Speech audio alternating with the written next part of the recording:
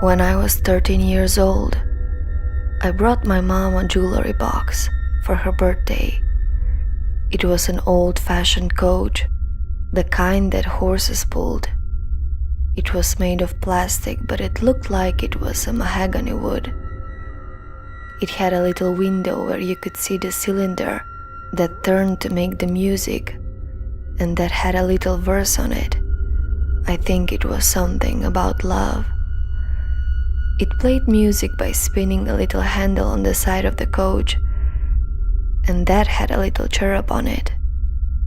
My mom loved it, and it was proudly placed in the center of the mantelpiece.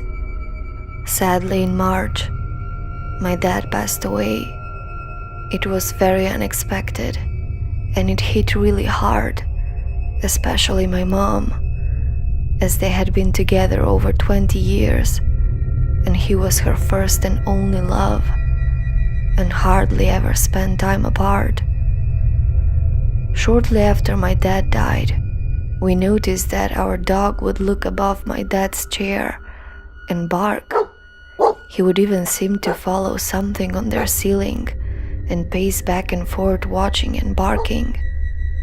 One day, Mom sits me and my sister down and tells us that when she's sad and thinking about Dad, the music box starts to play by itself. My family believes in the paranormal, so we wanted to believe Mom when she said this.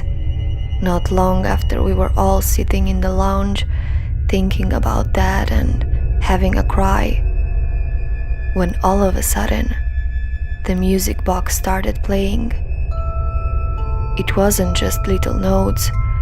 This went on for at least 20 seconds. Even the little cherub and handle would move as though someone was right there spinning it. We found this both comforting and creepy at the same time.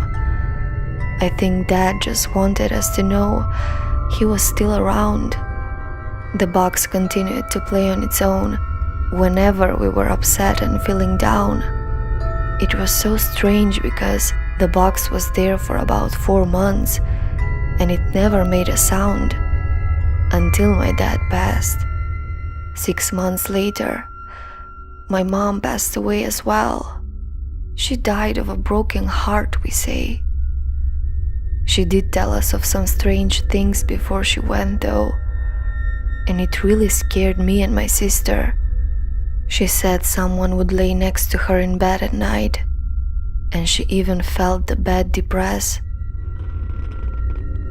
Also, she complained of waking up and being unable to move, and the heavy weight would be on her chest, and this would make it too hard to breathe.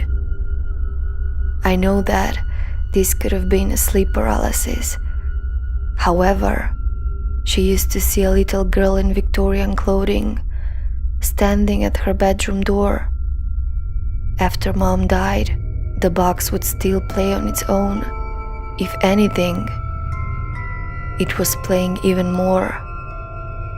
This really started to creep me and my sister out, so in the end, we packed it away and put it in the shed. Shortly after this, I was stroked on the cheek in bed. I was in the top bunk with rails, and there was no way my sister could reach me. I also got tapped on the head while watching TV. This was something my mom loved to do to my sister, which makes sense, because I was sitting where she used to.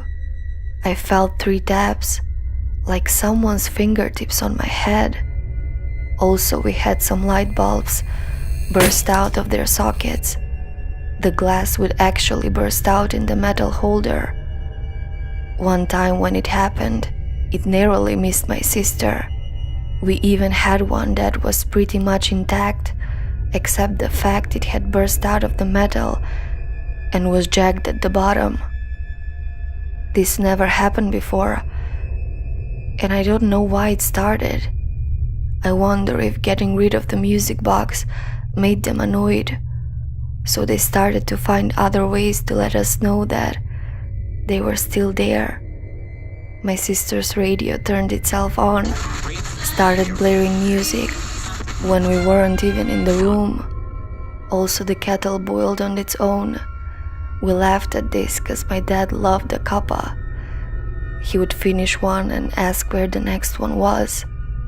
He would also drink it straight down, out of a tin cup. I don't know how he did it, as it was boiling hot. Eventually the activity died down and went away. We found the music box again when we were moving, and as soon as we got it out, it started playing. This was too much for us, and we threw it away. I feel bad about this, but it was just too much to take. My parents always said that they would let us know they were watching over us, and they certainly did. I hope they moved on together, and maybe one day I will see them again.